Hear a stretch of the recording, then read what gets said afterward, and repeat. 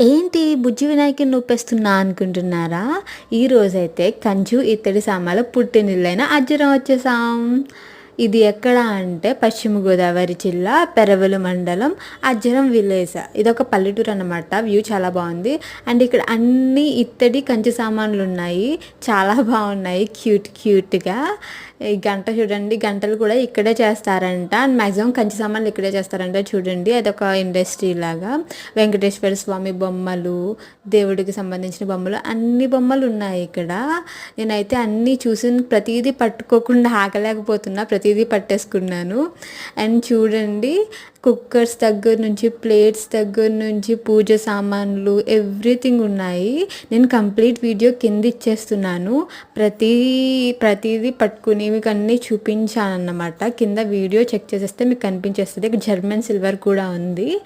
Okay guys.